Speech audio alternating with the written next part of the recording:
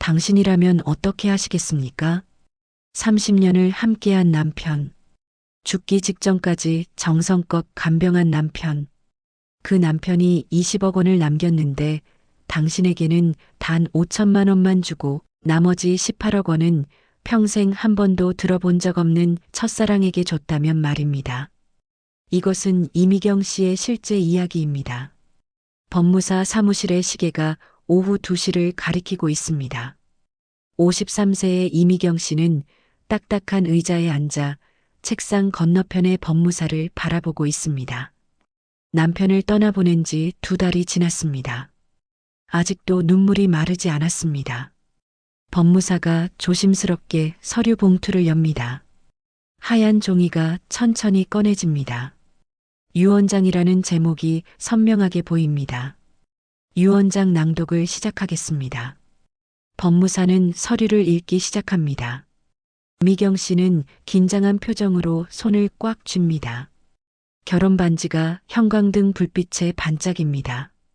본인 박재혁은 정신이 온전한 상태에서 다음과 같이 유언합니다. 본인의 전 재산 총 20억 3천만 원은 다음과 같이 분배합니다. 20억이라는 숫자에 미경 씨는 놀랍니다. 그렇게 많은 재산이 있었다는 걸 처음 알았습니다.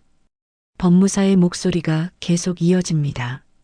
배우자 이미경에게 5천만 원. 순간 미경 씨의 눈이 커집니다. 5천만 원이라니. 20억 중에 고작 5천만 원이라니요. 뭔가 잘못 들은 걸까요? 자녀 박수진에게 5천만 원, 박민우에게 5천만 원. 법무사가 잠시 말을 멈춥니다. 다음 문장을 읽기 전에 미경 씨를 바라봅니다. 그의 눈빛에 미안함이 가득합니다. 그리고 나머지 18억 3천만 원은 법무사가 숨을 깊이 들이쉽니다. 하느니에게 상속합니다. 시간이 멈춘 것 같습니다. 미경 씨의 귀에서 웅웅거리는 소리가 들립니다. 하느니, 그 이름을 들어본 적이 없습니다. 30년 결혼 생활 동안 단 한 번도 들어본 적이 없는 이름입니다. 미경 씨의 입술이 떨립니다. 하느니가 누구죠? 목소리가 간신히 나옵니다. 법무사는 또 다른 서류를 조심스럽게 꺼냅니다. 유언장에 첨부된 편지가 있습니다. 고인께서 한은혜 씨를 본인의 대학 시절 첫사랑이라고 적어두셨습니다. 첫사랑. 그 2글자가 미경 씨의 가슴을 칼처럼 찌릅니다. 남편은 죽으면서까지 첫사랑을 잊지 못했던 걸까요? 그렇다면 자신과 함께한 30년은 무엇이었을까요? 2아이를 낳고 시부모를 모시고 병든 남편을 간호했던 그 모든 시간은 무엇이었을까요? 미경 씨는 유언장을 받아듭니다. 종이를 잡은 손이 파르르 떨립니다. 글자들이 눈앞에서 흐려집니다. 20억 원, 18억 3천만 원, 5천만 원. 숫자들이 춤을 춥니다. 법무사가 조심스럽게 말합니다. 법적으로 문제가 없는 유언장입니다. 이의를 제기하실 수 있지만 승소 가능성은 낮습니다. 미경 씨는 대답하지 못합니다. 입이 떨어지지 않습니다. 법무사 사무실을 나오는 미경 씨의 발걸음이 무겁습니다. 복도의 형광등이 너무 밝습니다. 엘리베이터 버튼을 누르는 손가락에 힘이 없습니다. 문이 닫히고 거울에 비친 자신의 얼굴을 봅니다. 53년을 살아온 여자의 얼굴입니다. 그런데 지금 그 얼굴이 낯설어 보입니다. 주차장으로 내려가는 엘리베이터 안에서 미경 씨는 벽에 기댑니다. 30년이라는 시간이 파노라마처럼 스쳐 지나갑니다. 결혼식 날의 환한 미소, 첫 아이를 낳던 날의 기쁨, 시어머니를 간병하던 밤들, 남편의 승진을 축하하던 저녁들. 그 모든 순간이 한은이라는 이름 앞에서 무너져 내립니다. 차에 앉아 시동을 거는데 손이 떨려 키를 제대로 잡을 수가 없습니다. 미경 씨는 핸들에 이마를 기댑니다. 눈물이 핸들 위로 똑똑 떨어집니다. 하지만 울음소리는 나오지 않습니다. 그저 조용히 눈물만 흐를 뿐입니다. 차창 밖으로 사람들이 지나갑니다. 모두 평범한 일상을 살아가고 있습니다. 하지만 미경 씨의 세상은 방금 무너졌습니다. 나는 뭐였을까? 미경 씨는 빈 차 안에서 중얼거립니다. 대답은 없습니다. 집으로 돌아오는 길, 미경 씨의 머릿속에는 과거의 기억이 떠오릅니다. 1995년 봄 대학교 캠퍼스 앞 카페였습니다. 23살의 이미경은 친구의 소개로 한 남자를 만났습니다. 박재혁, 26살의 증권사 신입사원이었습니다. 안녕하세요. 박재혁입니다. 재혁 씨는 수줍게 인사를 건넸습니다. 단정한 양복 차림이었습니다. 안경 너머로 보이는 눈빛이 성실해 보였습니다. 미경 씨는 그의 첫인상이 나쁘지 않았습니다. 화려하진 않았지만 믿음직스러워 보였습니다. 커피를 마시며 이야기를 나눴습니다. 재혁 씨는 말수가 적었지만 경청을 잘했습니다. 미경 씨가 대학에서 국문학을 전공한다고 하자 재혁 씨는 관심을 보였습니다. 책 읽는 거 좋아하세요? 네, 소설 읽는 걸 좋아해요. 저도 대학 때 문학 동아리 했었어요. 두 사람은 천천히 가까워졌습니다. 주말마다 만나 영화를 보고 공원을 걸었습니다. 재혁 씨는 항상 시간을 지켰고 약속을 어기지 않았습니다. 화려한 데이트는 아니었지만 편안했습니다. 2년이 흘렀습니다. 미경 씨가 대학을 졸업할 무렵 재혁 씨가 청혼을 했습니다. 고급 레스토랑도 아니었습니다. 늘 걷던 한강 공원 벤치에서였습니다. 저와 결혼해 주시겠어요? 열심히 일해서 행복하게 해드리겠습니다. 재혁 씨의 목소리는 떨렸지만 진심이 담겨 있었습니다. 미경 씨는 고개를 끄덕였습니다. 그의 따뜻한 손을 잡았습니다. 이 사람이라면 믿을 수 있을 것 같았습니다. 결혼식은 소박했습니다.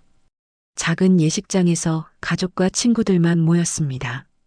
하얀 드레스를 입은 미경 씨는 행복했습니다. 재혁 씨의 손을 잡고 걸어가는 버질로드가 길게만 느껴졌습니다.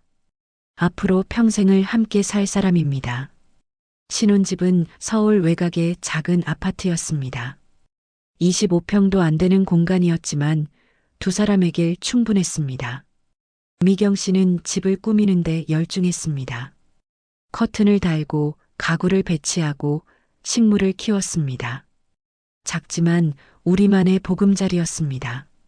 재혁 씨는 매일 아침 일찍 출근했습니다. 회사에서 인정받기 위해 누구보다 열심히 일했습니다. 저녁 늦게 돌아오는 날이 많았지만 주말에는 꼭 미경 씨와 시간을 보냈습니다. 오늘 회사에서 칭찬받았어요. 당신 덕분이에요. 재혁 씨는 가끔 이렇게 말했습니다. 미경 씨는 그런 남편이 대견했습니다. 자신이 뒤에서 잘 받쳐주면 남편은 앞에서 잘해낼 거라고 믿었습니다. 그것이 아내의 역할이라고 생각했습니다. 1996년 첫 아이 수진이가 태어났습니다. 작고 보드라운 생명을 안았을 때의 감동을 미경 씨는 잊을 수 없습니다. 재혁 씨도 조심스럽게 아이를 안고 눈물을 글썽였습니다. 우리 가족이네요. 정말 가족이 생겼어요. 그 말에 미경 씨는 행복했습니다. 이제 셋이 되었습니다. 작지만 따뜻한 가족이었습니다. 3년 후 둘째 민우가 태어났습니다. 집은 더 북적거렸습니다. 아이들의 울음소리와 웃음소리로 가득 찼습니다. 미경 씨는 바빴지만 행복했습니다. 이것이 자신이 원하던 삶이라고 생각했습니다. 평범하지만 따뜻한 가정. 그것이 미경 씨의 꿈이었습니다. 재혁 씨는 점점 더 늦게 퇴근했습니다. 승진을 위해서였습니다. 미경 씨는 이해했습니다. 가족을 위해 열심히 일하는 남편을 응원했습니다. 혼자 아이들을 돌보는 게 힘들었지만 참았습니다. 당신은 일만 해요. 집은 내가 다 할게요. 미경 씨는 이렇게 말했습니다. 그리고 정말로 모든 것을 혼자 해냈습니다. 그것이 아내의 역할이라고 믿었습니다. 남편을 성공시키는 것, 아이들을 잘 키우는 것, 집안을 지키는 것. 그것이 자신의 몫이라고 생각했습니다. 새벽 5시 알람이 울립니다. 미경 씨는 눈을 뜹니다. 창밖은 아직 어둡습니다. 하지만 일어나야 합니다. 해야 할 일이 많습니다. 부엌으로 가서 밥을 짓습니다. 국을 끓이고 반찬을 꺼냅니다. 아이들 도시락을 쌉니다. 재혁 씨가 좋아하는 김치찌개를 끓입니다. 주방에서 보내는 아침 시간이 2시간입니다. 7시 아이들을 깨웁니다. 수진이와 민우를 씻기고 밥을 먹입니다. 학교 가방을 챙겨줍니다. 준비물은 다 챙겼는지 확인합니다. 현관까지 배웅합니다. 조심히 다녀와. 엄마가 저녁에 맛있는 거 해줄게. 아이들이 떠나면 설거지를 합니다. 빨래를 돌립니다. 청소기를 돌립니다. 걸레질을 합니다. 화장실을 닦습니다. 점심때가 되면 시댁에 갑니다. 시어머니는 당뇨와 고혈압이 있습니다. 매일 약을 챙겨드려야 합니다. 식사도 따로 준비해야 합니다.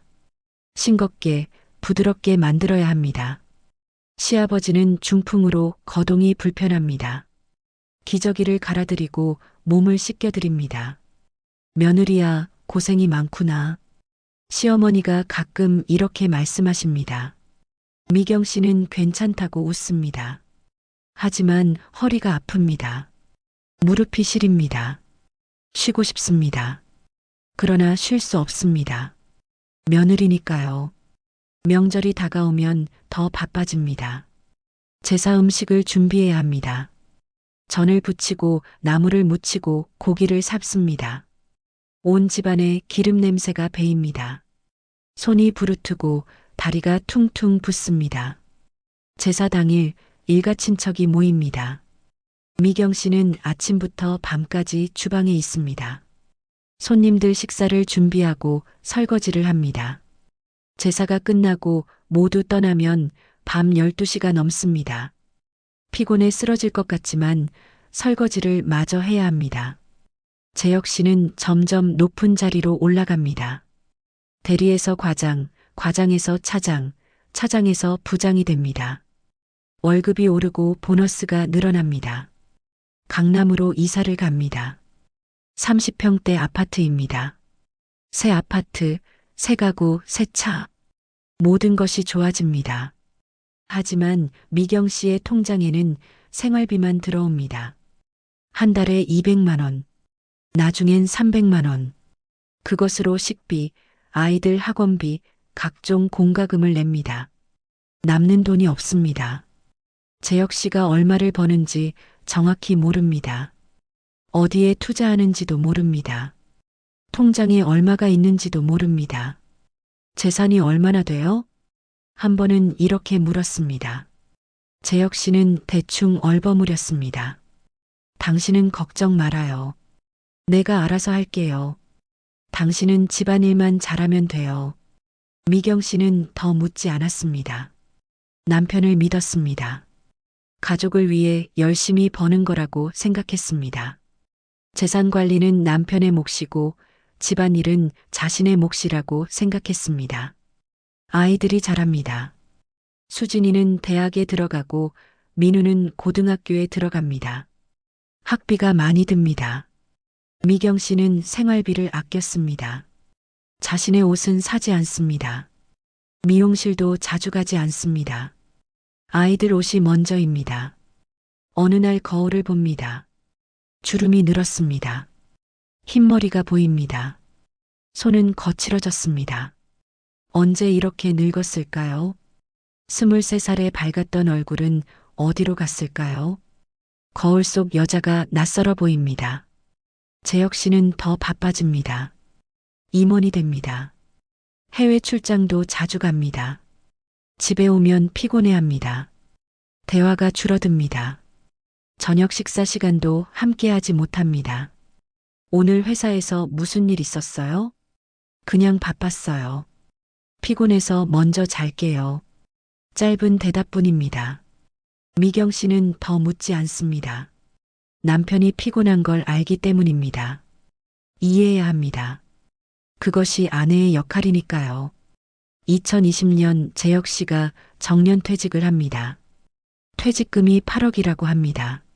미경 씨는 놀랍니다. 그렇게 많은 돈이 있었던 거였나요? 재혁 씨는 이제 쉬어도 된다고 말합니다. 이제 우리 여행이라도 다닐까요? 미경 씨가 조심스럽게 말합니다. 재혁 씨는 고개를 끄덕입니다. 그래요. 이제 좀 쉬어도 되겠죠. 당신도 고생 많았어요. 미경 씨는 여행 책자를 봅니다. 제주도에 가고 싶습니다. 유럽도 가보고 싶습니다. 30년 만에 처음으로 자신을 위한 계획을 세웁니다. 가슴이 설렙니다. 드디어 남편과 단둘이 시간을 보낼 수 있습니다. 하지만 그 꿈은 오래가지 못합니다. 2021년 가을, 재혁 씨가 건강검진을 받습니다. 일주일 후 병원에서 연락이 옵니다.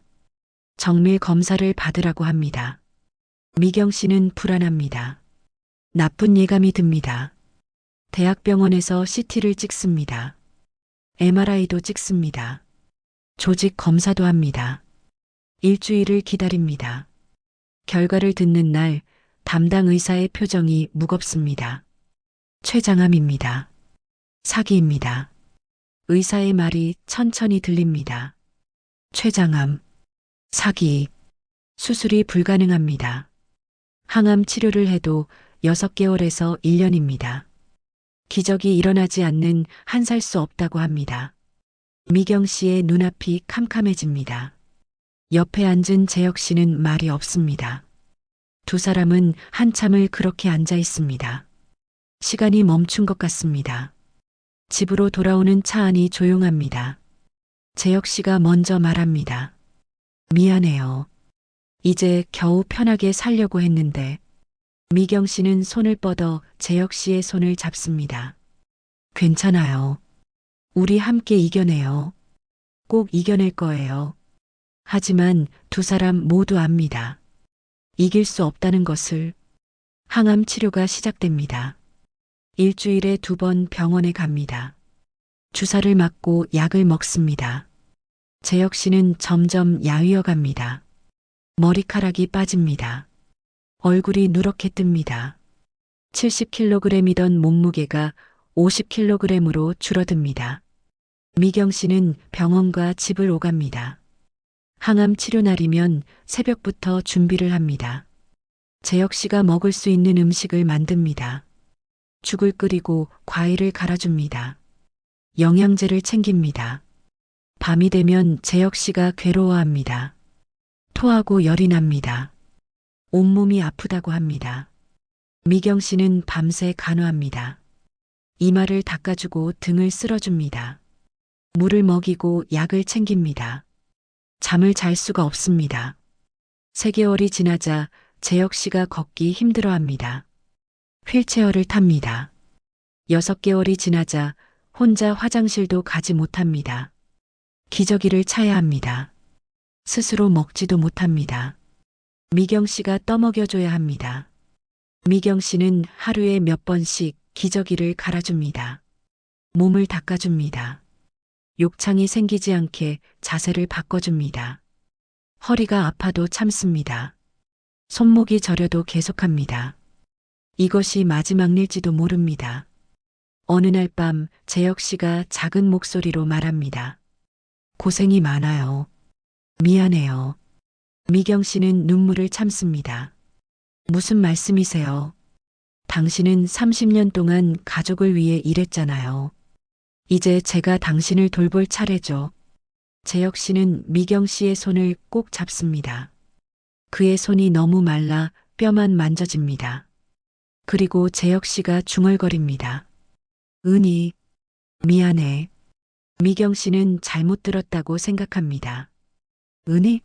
누구죠? 하지만 재혁 씨는 이미 잠들었습니다. 미경 씨는 그 말을 금방 잊어버립니다. 2022년 3월 봄이 오는 어느 날 새벽입니다. 재혁 씨의 숨소리가 점점 약해집니다. 미경 씨는 그의 손을 잡고 있습니다. 당신, 나 여기 있어요. 옆에 있어요. 재혁 씨가 천천히 눈을 뜹니다. 미경 씨를 바라봅니다. 입술이 움직입니다. 무슨 말을 하려는 것 같습니다. 하지만 소리가 나오지 않습니다. 괜찮아요. 말 안 해도 돼요. 다 알아요. 미경 씨가 말합니다. 재혁 씨는 희미하게 미소를 짓습니다. 그리고 천천히 눈을 감습니다. 손에서 힘이 빠집니다. 숨이 멈춥니다. 미경 씨는 한참을 그의 손을 잡고 앉아 있습니다. 눈물이 주르륵 흐릅니다. 하지만 울음소리는 내지 않습니다. 그저 조용히 마지막을 지켜봅니다. 30년을 함께한 사람이 떠났습니다. 장례식은 3일장으로 치릅니다. 많은 사람이 찾아옵니다. 회사 동료들, 친척들, 친구들 모두 재혁 씨의 죽음을 애도합니다. 좋은 사람이었다고, 성실한 사람이었다고, 가족을 사랑한 사람이었다고 말합니다. 미경 씨는 상주로 앉아 있습니다. 조문객들에게 절을 받습니다. 고맙다고 말합니다. 하지만 정신이 없습니다. 실감이 나지 않습니다. 남편이 정말 떠난 걸까요? 49제까지 마칩니다. 이제 혼자입니다. 30년을 함께한 사람이 떠났습니다. 집이 너무 조용합니다. 남편의 빈자리가 너무 큽니다. 그리고 법무사에게서 연락이 옵니다. 유언장이 있다고 합니다. 하느니 그 이름이 머릿속을 맴돕니다. 도대체 누구일까요?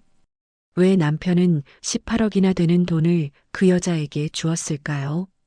그리고 임종 직전 재혁 씨가 중얼거렸던 말이 떠오릅니다. 은희, 미안해. 그때는 무슨 말인지 몰랐습니다. 하지만 이제 압니다. 하는 일을 말하고 있었던 겁니다. 죽는 순간까지 그 여자를 생각했던 겁니다. 미경 씨는 침대에서 일어납니다. 재혁 씨의 서재로 갑니다. 불을 켭니다. 책상, 책장, 서랍을 뒤집니다. 뭔가 단서가 있을 거라고 생각합니다. 그 여자에 대한 흔적이 있을 거라고 생각합니다. 책장 맨 위 선반에 오래된 상자가 있습니다. 나무로 만든 상자입니다. 먼지가 두껍게 쌓여 있습니다. 미경 씨는 의자를 가져와 올라갑니다. 상자를 내립니다. 무겁습니다. 상자를 책상 위에 놓습니다. 심장이 빠르게 뜁니다. 뚜껑을 엽니다.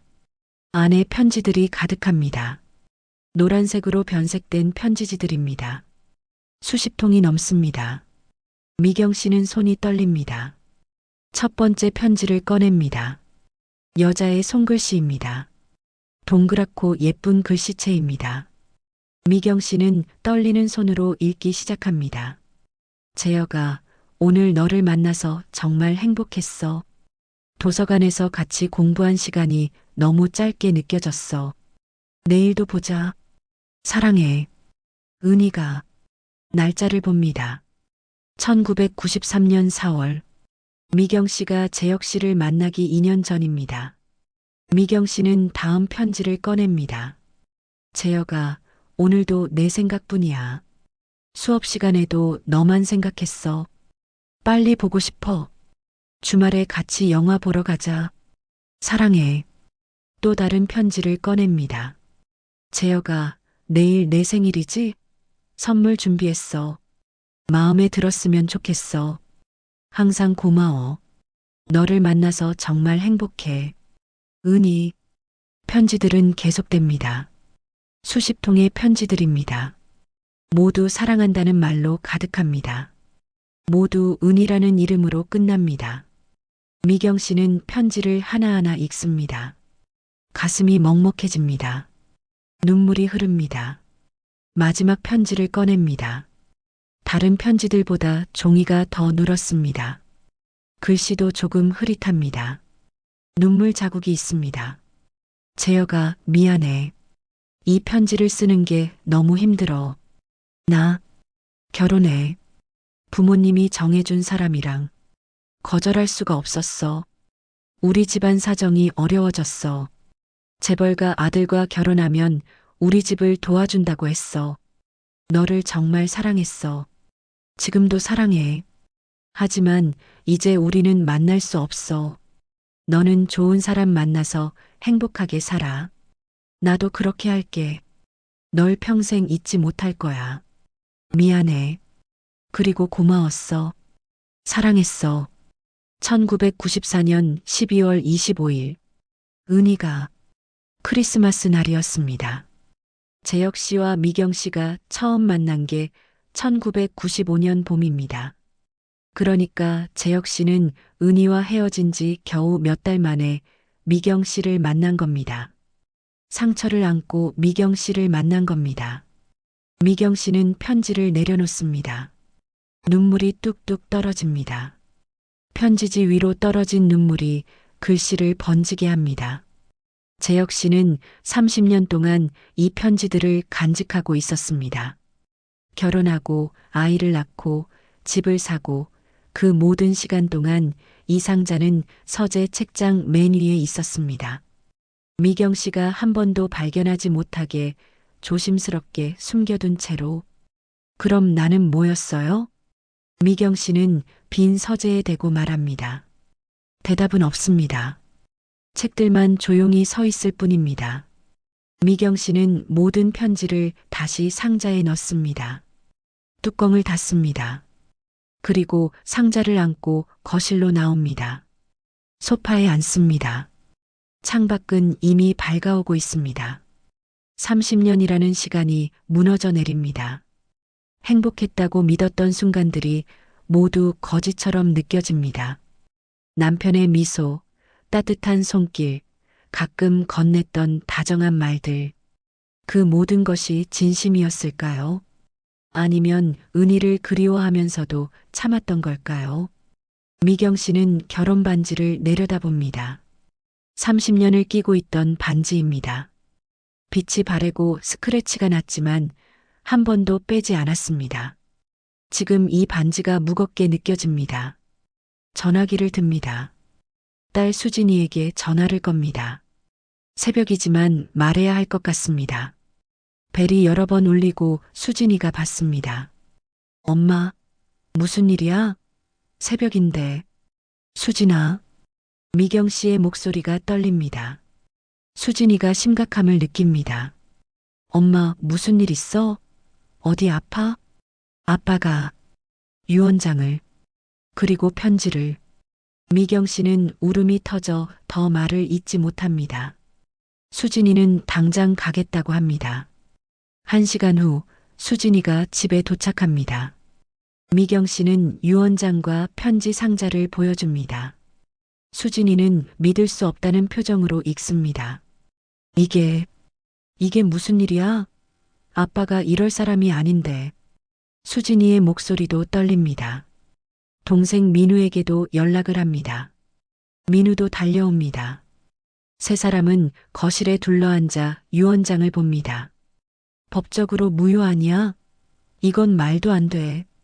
30년 헌신한 엄마한테 5천만 원? 이건 정신 나간 거야. 민우가 화를 냅니다.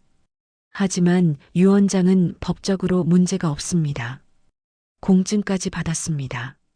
재혁 씨가 정신이 온전한 상태에서 작성한 것이 확실합니다. 엄마, 우리 변호사 선임해야 해. 이렇게 당할 순 없어.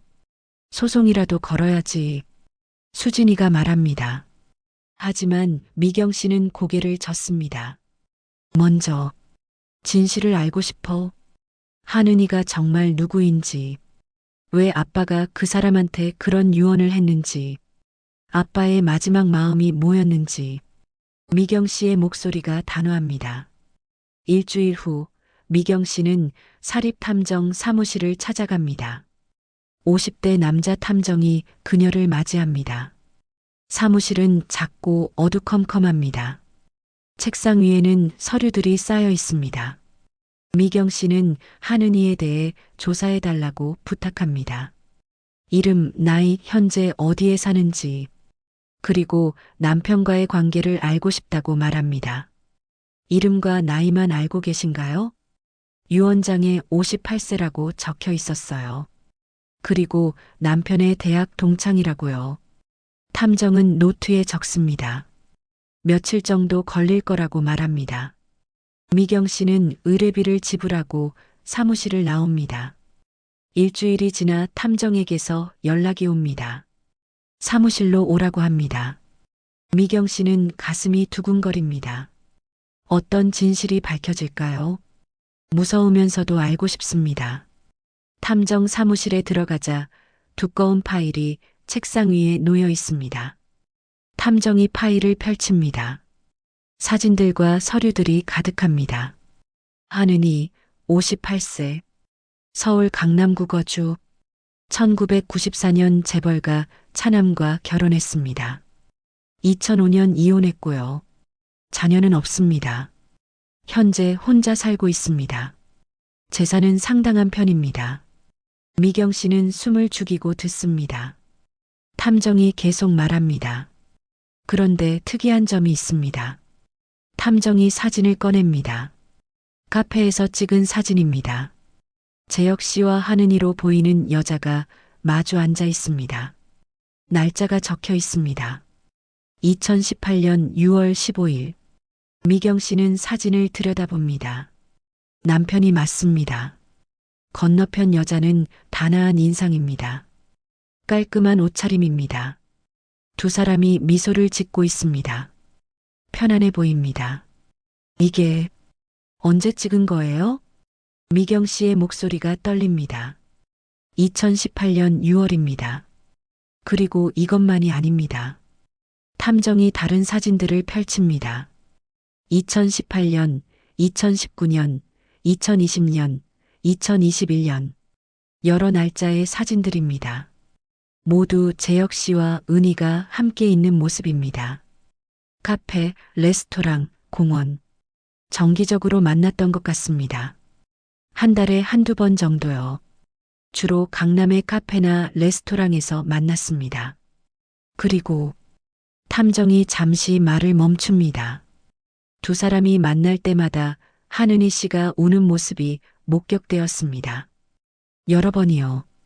미경 씨의 머릿속이 하얘집니다. 2018년. 재혁 씨가 퇴직하기 2년 전입니다.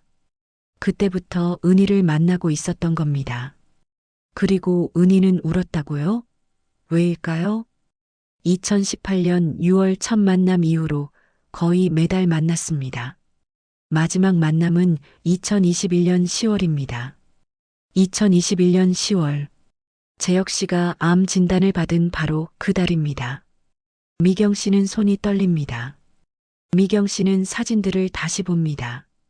남편의 표정이 낯설어 보입니다. 저렇게 편안한 표정을 자신에게는 보여준 적이 없었습니다. 저렇게 환하게 웃는 모습도 오랜만에 봅니다. 더 조사할 사항이 있으신가요? 탐정이 묻습니다. 미경 씨는 고개를 끄덕입니다. 한은희의 주소를 알려주세요. 제가 직접 만나고 싶어요. 탐정이 메모지에 주소를 적어줍니다. 미경 씨는 메모지를 받아 가방에 넣습니다. 그리고 사진들을 달라고 합니다. 탐정은 사진들을 봉투에 넣어 건넵니다. 집으로 돌아오는 길에 미경 씨는 차를 세웁니다. 사진들을 다시 꺼내봅니다. 하나하나 들여다봅니다. 거래처 사람들과 저녁 먹는다고 했던 날들이 떠오릅니다. 야근한다며 늦게 들어왔던 밤들. 늦게 들어와서 피곤하다며 먼저 잠들었던 날들. 그 모든 게 거짓말이었던 겁니다. 미경 씨는 핸들을 잡습니다. 눈물이 흐릅니다. 배신감과 분노가 치밀어 오릅니다. 왜요? 왜 그랬어요? 왜 나한테 말 안 했어요? 하지만 물어볼 사람은 이미 세상에 없습니다. 이제 답을 줄 수 있는 사람은 한은희 뿐입니다. 미경 씨는 결심합니다. 한은희를 만나야겠습니다. 직접 물어봐야겠습니다. 왜 남편이 그녀에게 18억을 주었는지, 두 사람 사이에 무슨 일이 있었는지, 남편의 마지막 마음이 무엇이었는지, 다음 날 오후 미경 씨는 메모지에 적힌 주소로 향합니다. 강남의 고급 아파트입니다. 미경 씨는 아파트 입구에서 기다립니다. 어떤 여자일까요? 어떤 얼굴일까요? 가슴이 두근거립니다. 1시간, 2시간이 지나갑니다. 저녁 무렵 한 여자가 아파트로 들어옵니다. 탐정이 보여준 사진 속 그 여자입니다. 하은이입니다. 명품 가방을 들고 있습니다. 우아한 걸음걸이입니다. 미경 씨는 숨을 크게 들이쉽니다. 그리고 다가갑니다. 저기요. 은희가 돌아봅니다. 낯선 여자가 자신을 부르자 의아한 표정을 짓습니다. 누구세요? 미경 씨는 또박또박 말합니다. 하은이 씨 맞으시죠? 네, 그런데요. 박재혁의 아내 이미경입니다. 순간 은희의 얼굴이 하얗게 변합니다. 입술이 파르르 떨립니다. 가방을 떨어뜨릴 뻔합니다. 그녀는 뒤로 한 걸음 물러섭니다. 어떻게 저를 얘기 좀 할 수 있을까요? 미경 씨의 목소리는 차분하지만 단호합니다. 은희는 잠시 망설이다가 고개를 끄덕입니다. 두 여자는 아파트 근처 조용한 카페에 마주 앉습니다. 테이블 위에 커피잔 2개가 놓여 있지만 누구도 마시지 않습니다. 긴장된 침묵이 흐릅니다. 카페의 배경음악만 희미하게 들립니다. 미경 씨가 먼저 입을 엽니다. 왜 받으셨어요? 그 돈. 직설적입니다. 돌려 말할 필요가 없습니다. 은희는 한참을 말이 없다가 천천히 대답합니다. 받지 않을 생각이었어요. 미경 씨가 눈을 크게 뜹니다. 은희는 가방에서 서류를 꺼냅니다. 상속포기 각서입니다. 서명과 도장이 찍혀 있습니다. 날짜는 일주일 전입니다. 이미 법무사에게 전달했어요. 상속받지 않겠다고. 모든 재산은 이미경 씨와 자녀분들에게 돌아갈 거예요. 미경 씨는 서류를 받아듭니다. 손이 떨립니다. 상속 포기 각서가 확실합니다. 이해가 되지 않습니다. 왜요? 왜 포기하시는 거예요? 18억이에요. 18억. 은희는 커피잔을 들었다가 다시 내려놓습니다. 그녀의 눈에 눈물이 맺힙니다. 재혁 씨가 마지막으로 만나자고 전화했을 때 알았어요. 자기가 곧 죽는다는 걸. 목소리가 너무 약했거든요. 숨소리도 거칠었고요. 은희는 잠시 말을 멈췄다가 계속합니다. 2018년에 재혁 씨가 먼저 연락했어요. 대학 동창회 명단에서 제 번호를 찾았대요. 오랜만에 밥 한번 먹자고 했어요. 처음엔 거절하려고 했어요. 너무 오래전 일이었으니까요.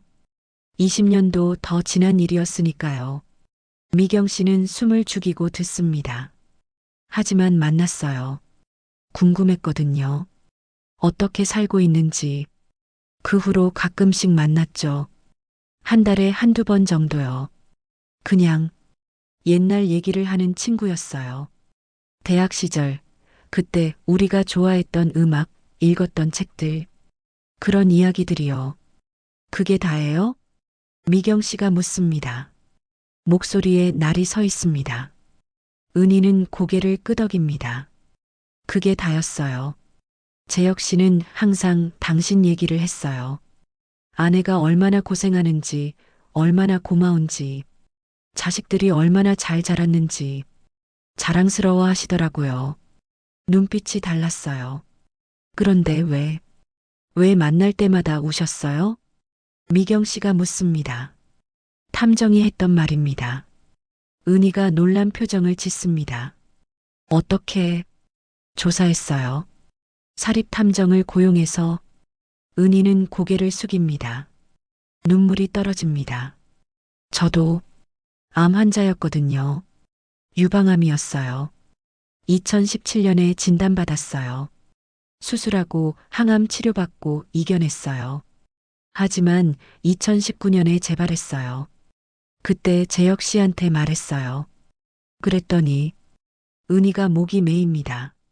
재혁 씨가 제 병원비를 대주겠다고 했어요. 거절했어요.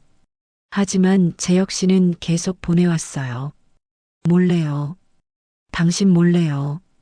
저는 그게 너무 미안했어요. 그래서 만날 때마다 울었어요. 미경 씨는 말문이 막힙니다. 남편이 은희의 병원비를 대줬다니 자신도 몰래 거절했어요. 돌려보냈어요. 하지만 재혁 씨는 계속 보냈어요. 친구니까 당연한 거라고. 옛날에 당신이 나를 도와줬으니까 이제 내가 도울 차례라고. 당신이 재혁 씨를 도와줬어요? 은희는 고개를 끄덕입니다. 대학 시절 재혁 씨 집이 어려웠어요. 아버지가 사업에 실패하셨대요. 학비도 못 낼 정도였어요. 그때 제가 도와줬어요. 제 집은 부유했거든요. 학비 대주고 생활비도 대주고. 재혁 씨는 그걸 평생 갚고 싶어 했대요. 미경 씨는 처음 듣는 이야기입니다. 재혁 씨는 한 번도 말한 적이 없었습니다. 그래서 병원비를 대준 거였어요? 네. 그리고 자꾸 고맙다고 하더라고요. 당신 덕분에 여기까지 왔다고. 당신이 없었으면 대학도 못 졸업했을 거라고.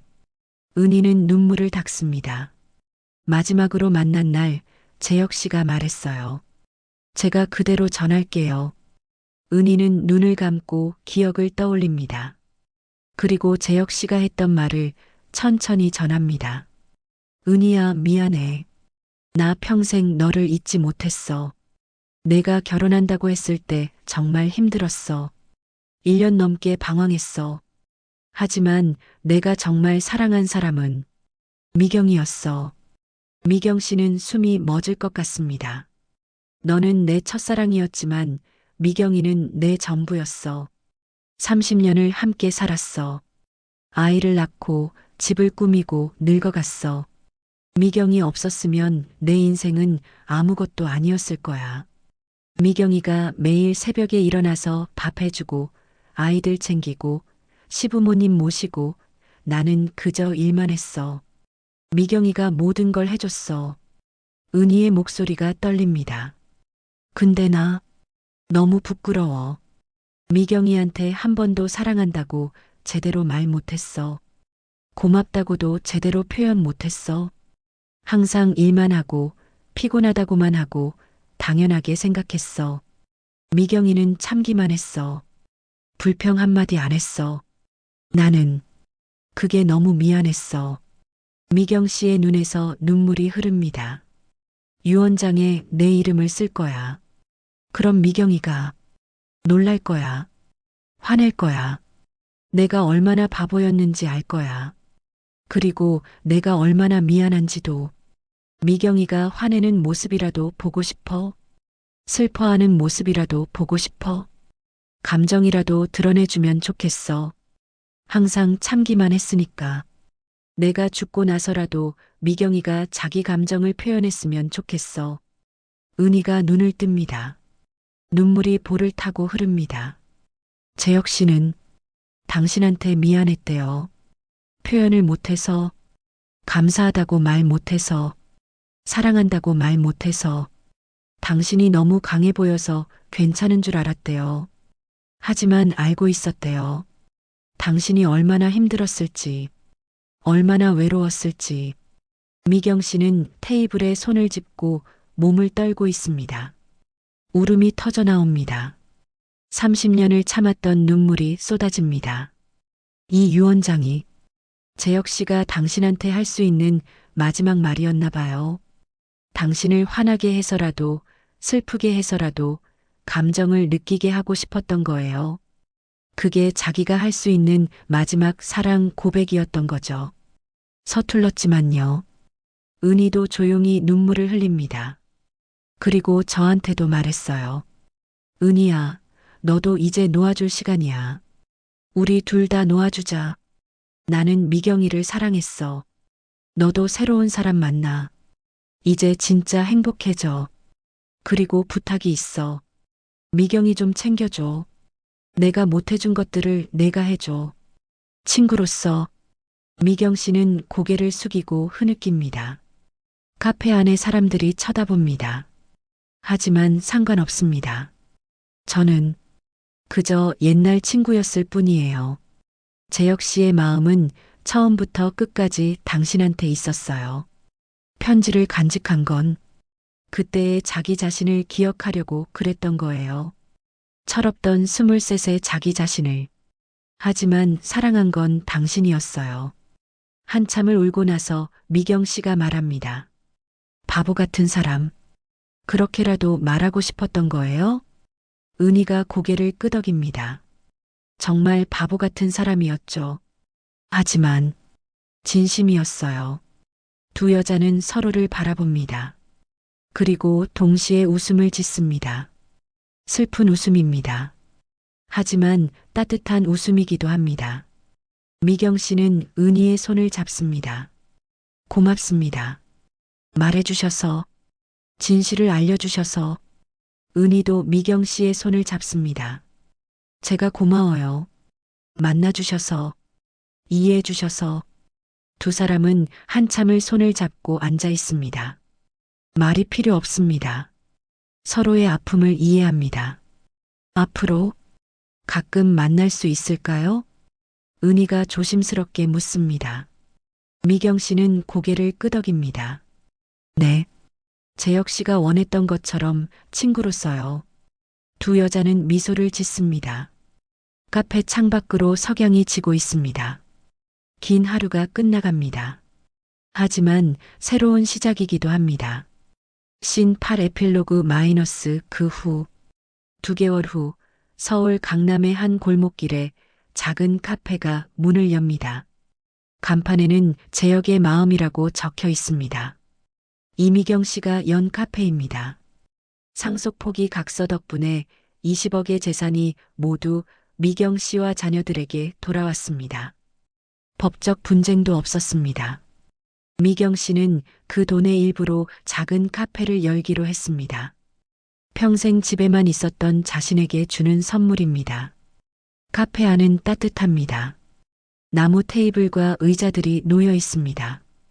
벽에는 사진들이 걸려 있습니다.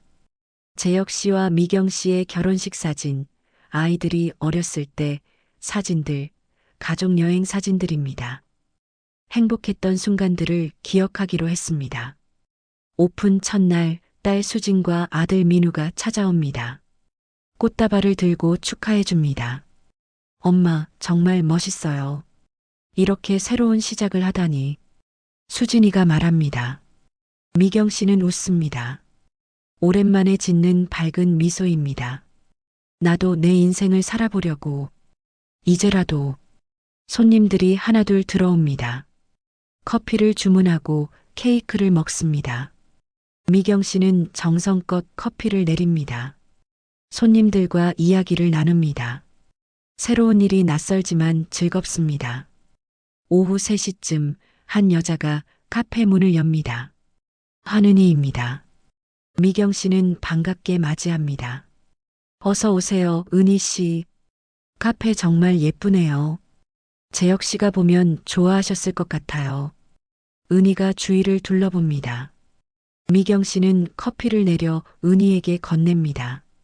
두 여자는 창가 자리에 앉습니다. 요즘 어떻게 지내세요? 잘 지내요. 바빠서 오히려 좋아요. 생각할 시간이 없어서요. 다행이에요. 그렇게 사는 게 맞는 것 같아요. 두 사람은 이상하게도 편안합니다. 처음 만났을 때의 긴장감은 없습니다. 오히려 오래 알고 지낸 친구 같습니다. 같은 사람을 사랑했던, 같은 아픔을 아는 친구입니다. 가끔 재혁 씨 생각나요? 은희가 조심스럽게 묻습니다. 미경 씨는 고개를 끄덕입니다. 자주요. 특히 아침에 커피 내릴 때요. 저 사람이 좋아하던 커피였거든요. 연하게 설탕 2스푼. 많이 보고 싶으시겠어요? 그럼요. 하지만 이제는 화가 나지 않아요. 오히려 고마워요. 서툰 방식이었지만 마지막까지 저를 생각해줬다는 게, 감정을 느끼게 해줬다는 게. 미경 씨는 창밖을 바라봅니다. 햇살이 따뜻합니다. 사람들이 오가고 있습니다.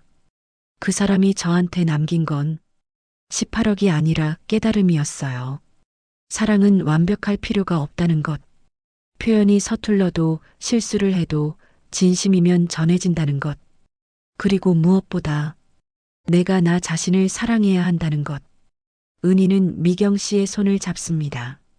재혁 씨가 행복했을 거예요. 당신 같은 사람을 만나서요. 아니에요. 제가 행복했어요. 그 사람을 만나서. 두 여자는 미소를 짓습니다. 따뜻한 미소입니다. 저녁 무렵 손님들이 모두 떠나고 미경 씨는 카페를 정리합니다.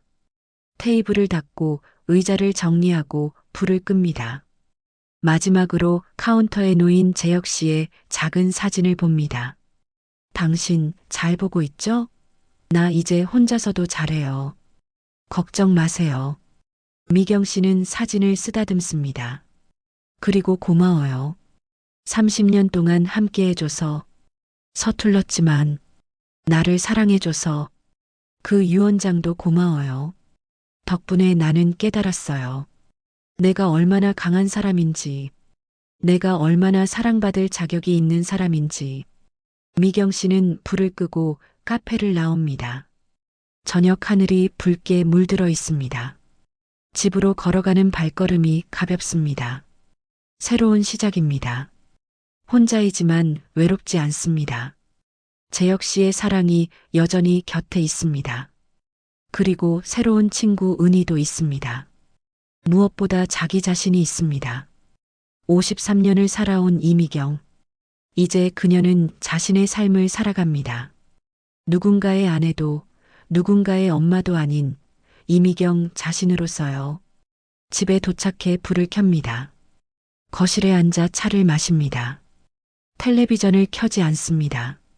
조용한 시간이 좋습니다. 이제는 혼자 있는 시간이 두렵지 않습니다. 핸드폰이 울립니다. 은희에게서 온 메시지입니다. 오늘 커피 정말 맛있었어요. 내일 또 갈게요. 미경 씨는 웃으며 답장을 보냅니다. 감사해요. 내일 기다릴게요. 창밖을 봅니다. 별이 반짝입니다. 달이 밝습니다. 미경 씨는 중얼거립니다. 당신 거기서도 잘 지내요. 나는 여기서 잘 살게요. 우리 사랑했잖아요. 서툴렀지만 진심이었잖아요. 미경 씨는 차를 마저 마시고 일어납니다. 침실로 갑니다. 침대에 눕습니다. 눈을 감습니다. 꿈에서 재혁 씨를 만날 수 있을까요? 만나면 꼭 말해주고 싶습니다. 당신의 마음 잘 받았어요. 고마워요. 사랑해요. 미경 씨는 편안하게 잠이 듭니다. 얼굴에 미소가 머물러 있습니다. 긴 여정이 끝났습니다. 그리고 새로운 여정이 시작되었습니다. 30년 헌신한 아내, 남편 유산이 전부 첫사랑에게 갔습니다. 하지만 그것은 배신이 아니었습니다. 서툰 사랑의 고백이었습니다. 그리고 이미경은 그 사랑을 이해했습니다. 용서했습니다. 그리고 새로운 삶을 시작했습니다. 사랑은 완벽하지 않습니다. 때로는 서툴고 때로는 아픕니다. 하지만 진심이라면 전해집니다. 죽음 너머에서도 전해집니다. 이미경의 이야기는 끝났습니다. 하지만 그녀의 삶은 이제 막 시작되었습니다. 당신의 사랑은 잘 전해지고 있나요? 표현이 서툴러도 괜찮습니다. 진심이라면 반드시 전해집니다. 오늘 사랑하는 사람에게 말해보세요. 고마워요. 사랑해요. 내일은 늦을지도 모릅니다. 여러분, 이미경 씨의 이야기는 여기까지입니다. 30년 헌신한 아내에게 남편이 남긴 것은 18억이 아니라 서툰 사랑의 고백이었습니다. 당신 곁에도 표현하지 못하는 사랑이 있지 않나요? 오늘 지금 사랑하는 사람에게 말해보세요. 고마워요. 사랑해요. 내일은 늦을지도 모릅니다. 이 이야기가 마음에 와닿으셨다면 좋아요 버튼으로 응원해주세요. 구독과 알림 설정은 더 많은 사연을 만나는 힘이 됩니다. 댓글로 여러분의 이야기도 들려주세요. 다음 이야기에서 또 만나요. 여러분, 오늘도 사랑하며 사세요.